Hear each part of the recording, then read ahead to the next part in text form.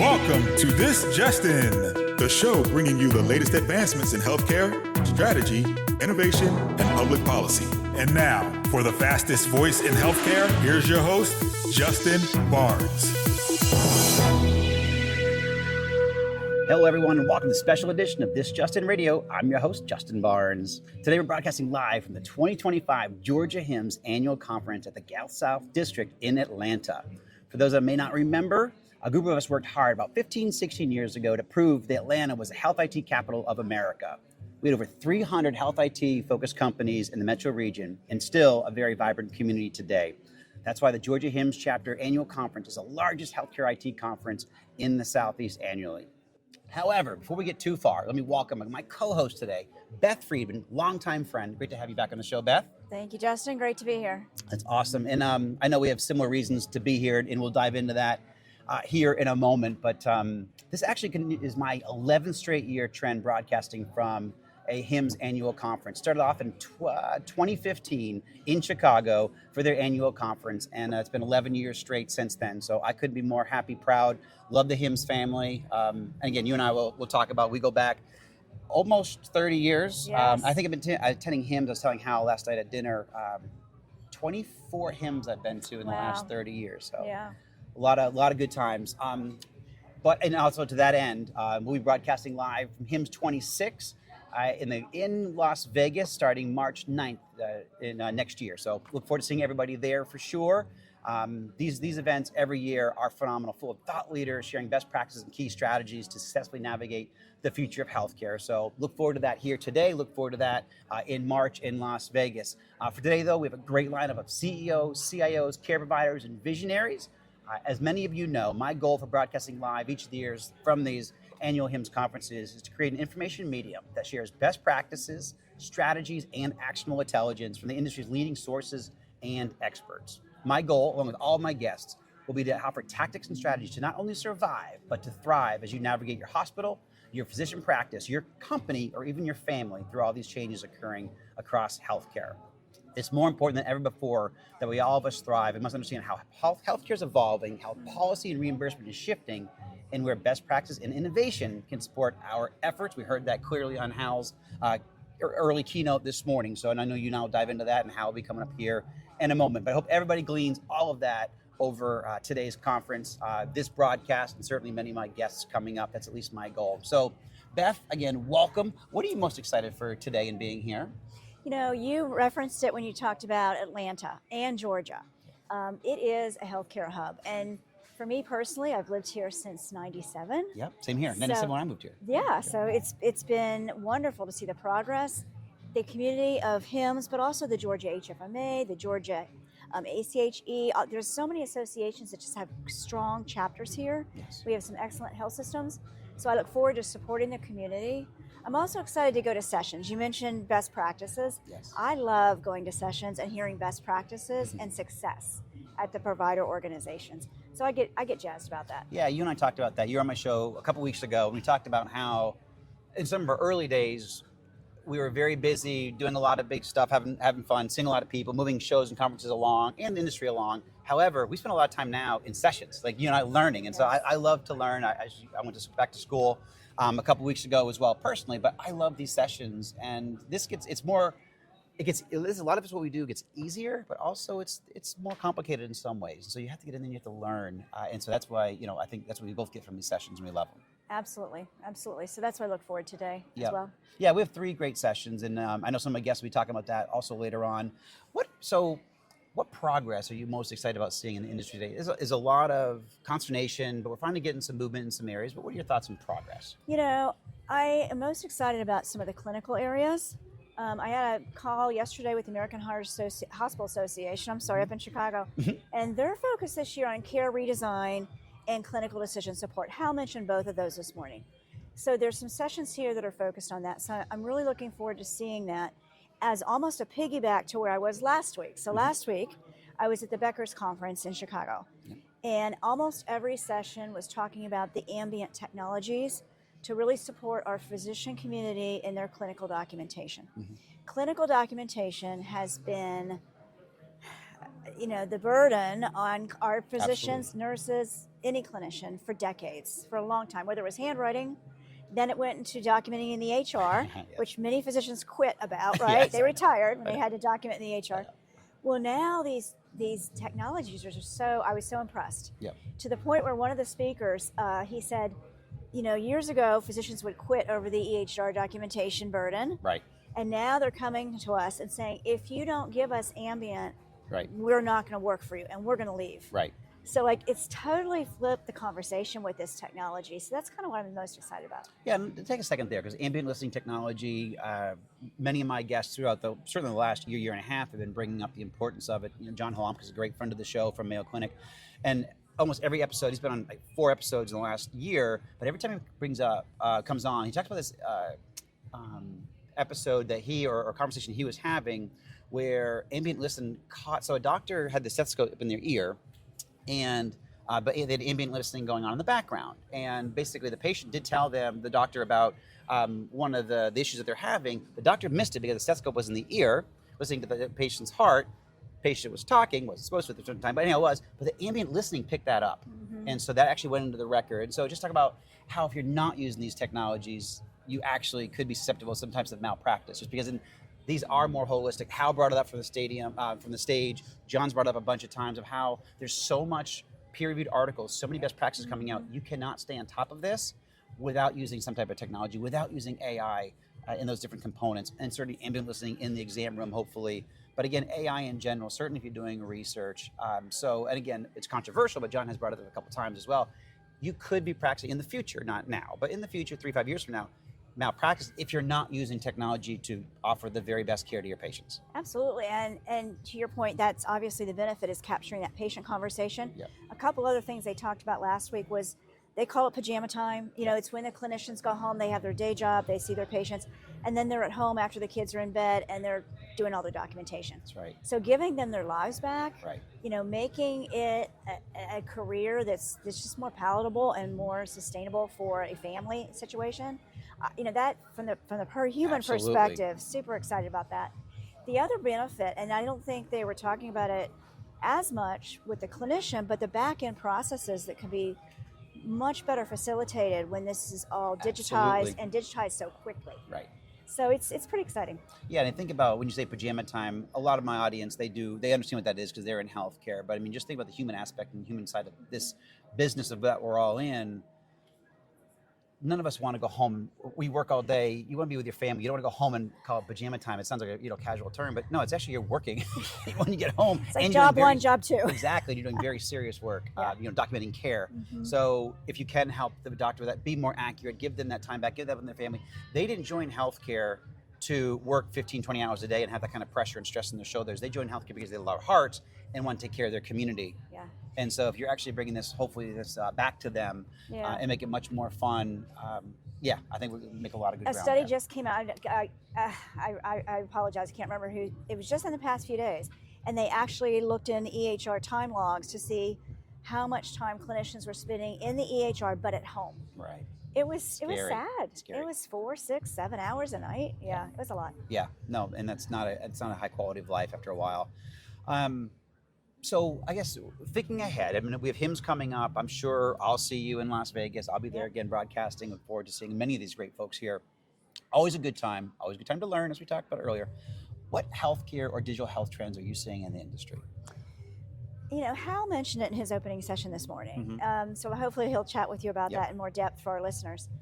But this whole thought of where technology in the industry is at one level, traditional medical model is at another level. I'm looking forward to the convergence of those so that together we can really move this industry forward in the next 5 or 10 years, faster than you and I have seen the past 30 even. I know. Perhaps, right? I know. We've been talking about interoperability forever. Yes. But Yes. I do believe we are on the precipice of making some demonstrable changes, certainly with technology, allowing basically, AI to help us curate that data. Well, Justin, thank you so much for got being it, on the Beth. show. Thank you. Appreciate Have you. a good rest of your day. You as well. Thank you. Welcome back to This Justin Radio Show, broadcasting live from the Georgia HIMSS Annual Conference in Atlanta, the Health IT capital of America. Very excited to introduce my next guest, good friend, Georgia HIMSS President-elect Sepi Browning. Welcome to the show, Sepi. Thank you, Welcome back. Justin. Thank you. Thank you for having me. First Thank you of for all, being here. always, yes. I wouldn't miss it at this point. Also, great job. I mean, this has been a grand slam. Everybody's talking about the energy, the excitement, the attendance, over 500, the sessions. And I even brought up, I couldn't find a seat for the main set, for the first keynote, not Hal's, but the lunchtime keynote. Yeah. I couldn't find a seat there for that, almost standing room only there. Mike Mosquito and I are going to have lunch together. We barely found 2 empty seats. So this huge ballroom is full. Yeah. And then also now the sessions are all over full. Every chapter, any conference would die to have that issue. Yeah, it's a great problem, great issue to have. Yes. And as you know, we're always looking for ways to continue to improve. But as we continue to progress, we find better and newer opportunities. And that's what we're looking for. So again, as you know, it takes a village. We've had some amazing, the committee chairs, the track owners, Chris, our president, Chris Paravati, leadership, everything, everyone's been amazing. So it's just a representation of what everyone has done, and it's all come together. Well, but you're also the glue. Things come together when you have a phenomenal glue. Oh, so thank you. Thank you, Sepi. But yeah, I mean, we have some tenured board members and volunteers, Yes. like yourself. Yeah. Like, again, being one of our board members, and just that spirit, I think, is what keeps us together. Yeah, it's a phenomenal group, and thank you again for the invitation you did last night to see people. I mean, I've known some of these people for 30 years. I know. So it's really, really cool. I know. So what are you most excited about? I mean, we talked about a few things, but Yeah. For today, what you're able to accomplish, and then also, looking into 2026. So give yourself some credit for this year, what's here, but then also looking out to 2026. I think the answer to both of that is the same. It all comes down to education, collaboration, and networking, advocating for what we stand for. Right. It's just how we continue to hopefully do it better, and maybe sometimes differently. So it depends on, we keep saying post-COVID. So we've had the highest attendance post-COVID because we had to pivot. So even though we're starting to find ways to improve, we're going to have to pivot to align with new content, new concepts, Right. And what people and our members are expecting. So we're going to have to continue to be open to pivoting and continue to find ways to engage our students, because they are the future. Right. They are. And I actually had 2 or 3 different booths tell me that they've seen so many students, and they were pleased, they were happy. They thought it was such a wonderful opportunity for the students to be engaged with the community and learn. So when they come out, they have that reference to the industry. So yeah, I think engagement from our students, our membership, and bringing people together, will remain what we want to do, and just hopefully continue to do it better. Yeah, it's the successful recipe for sure. I mean, one of my tenants, when we're building Greenway out in Carrollton, I mean, we had a constant feeder. I had West Georgia students and I had Georgia Tech students. And we were growing so fast that those, at any one time, I probably had 30 interns or even first year students coming to work for me, but I had at any given time 20 interns working for me. Yeah. And that was just my division, my department, never mind the whole organization. So it was pretty exciting to see. So they are our future. Now, a lot of those, and I'll be honest with you, those West Georgia students, I'll put them up against anybody. They were smart, hardworking, and it's not just about having an Ivy League education if you don't put it to use or have the heart behind it. Those West Georgia students, they are smart and they also have the heart, and I love those. Some of those guys are all CEOs in a lot of companies. They've done extremely well. So, to your point, that they are our future. We need to pour into them. I keep joking that I want to invest in them because I need them to hire me one day. Exactly. I'm going to be working for them. Oh, so I have. them. I've actually my advisory consulting has come back a lot of them. I want them to know who. Oh yeah, remember her? Yeah, we'll give her a job. Absolutely. So very smart. We have representation of so many different schools here, volunteering. Yeah. And then a big shout out to KSU. They actually registered and brought 31 students. So they are putting their budget and their focus on that, not just as a volunteer role, but as an extra add to that. And so I'm really proud of them, their leadership, and I know Morehouse is putting that in their budget. So the schools see that value, and they're trying to make sure that they can budget and advocate and bring their students, because they know, it does Right. take money, Resources, absolutely. right, to put this together. Or else we would love to make it free, right? We would love to just engage people without any financial burden, right? So tell me about scholarships, bringing up financial opportunities and all that. Tell me Yeah. about scholarships and what you guys do, individually through Georgia HIMSS, all that good stuff. Yeah. So Bright House. yeah. So during this event, during our annual conference, our focus is really education and collaboration and bringing people together. And it is a provider-focused program. And that's why the registration, cost or level for our providers is so low on purpose. So we really want to focus on It was that. like $1 or something? $10. $10, yeah. Yeah. That's great, yeah. So we really want to make sure that it's doable and they can come out and get their CEUs or Yep. whatever they might and learn from each other in the industry, in the local community.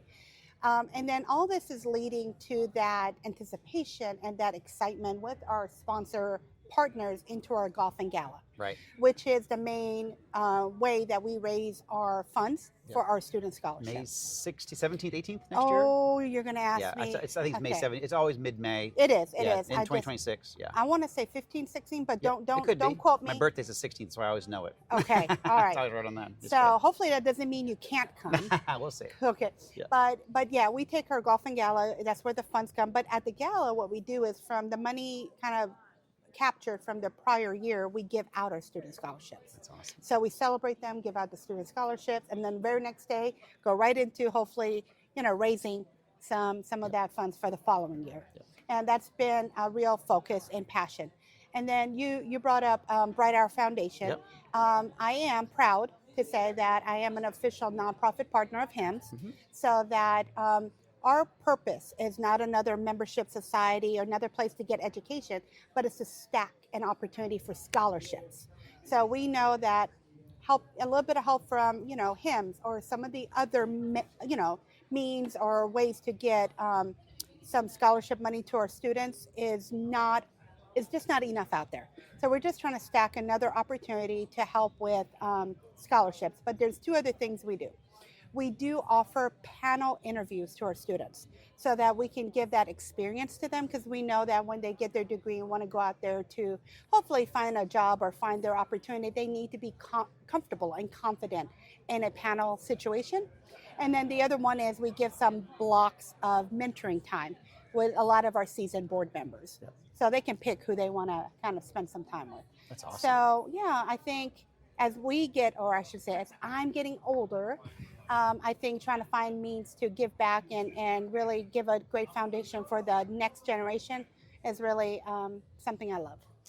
Congratulations, love it. So you're coming in as president-elect next July, correct? July 1st, yes. And so we talked about some of your, achievements and all that, but where are you going to focus your energy on come July that might be different than this year?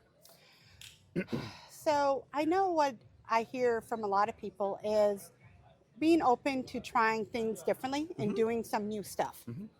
So to be honest, starting even now in partnership with Chris, we're really focusing on continuing to structurally focus and enhance our foundation.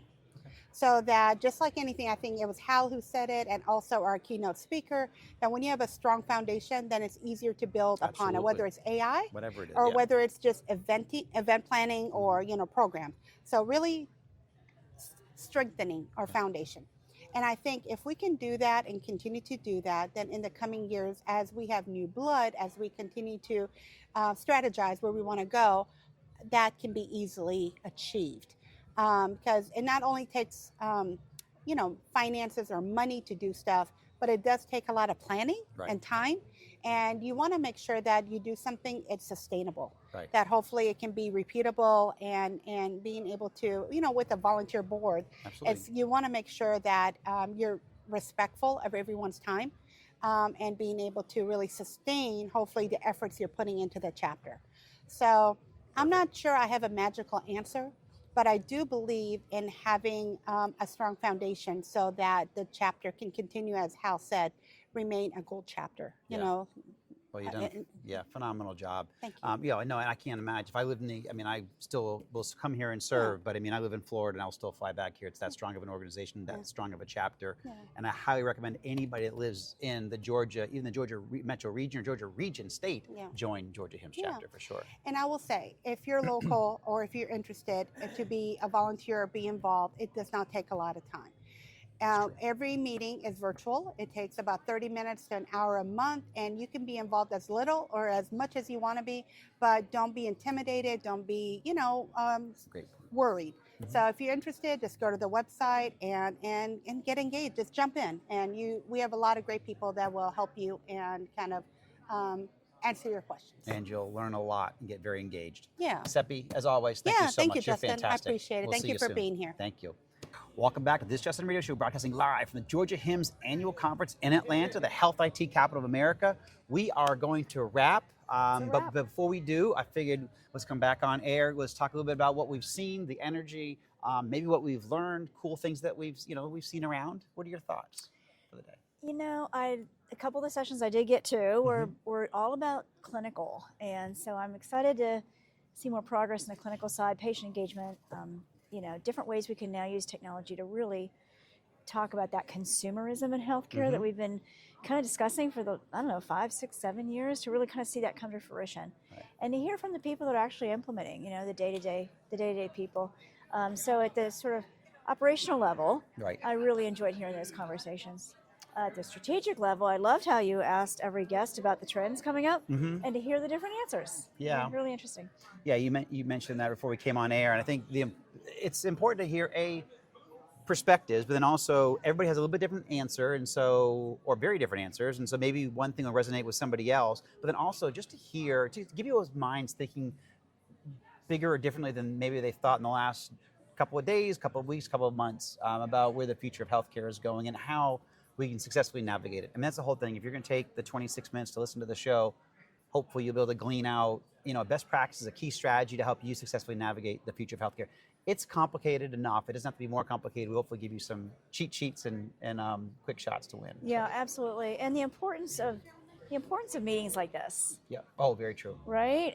That kind of just, every time I come to a conference, big or small, and this one I would say is kind of medium maybe, it really reminds me how important it is that we do get together, that we have these conversations in person. Yes. Either in the hallway or in a panel session or, on a keynote presentation. Yes. Really super good to just reconnect with everything. And there's tons of diversity. So you're going to hear lots of perspectives. You're going to hear a lot of the good stuff that's happening. Every single CIO here talked about ambient listening, how it's changing the lives of their care providers, the excitement that they're feeling as a CIO that they've rolled out this technology, and it's cool to see the CIO as the hero again, because we know them. You and I have been in the trenches now for 30 years. We know how hard their jobs is. I even told Chris Pravati on the show this morning, his job is harder than the CEOs. There's no doubt. Trying to make all this work together and be on their butts in the hot seat. Yeah, it's not impressive. just for the technology, but for the people. Right. And very good point. Hal said this morning, that's the hardest part of everything we're doing. Often is the people. It is. So it's kind of cool to see, all this technology come together. And now, AI is not the future. It's absolutely here, and where it's making demonstrable benefits in the outcomes with care providing, with patient satisfaction. It's cool. The session that's going to wrap up the conference, as you know, is the CIO panel, the infamous Georgia HIMSS CIO panel. So that's the next session. I'm super looking forward to what the CIOs have to say. We talked to a lot of them today. Yes, so it'll be interesting. Yeah, no, I'm going to run over there now. But no, I'm glad you were able to join me to wrap this up. This has been a phenomenal day.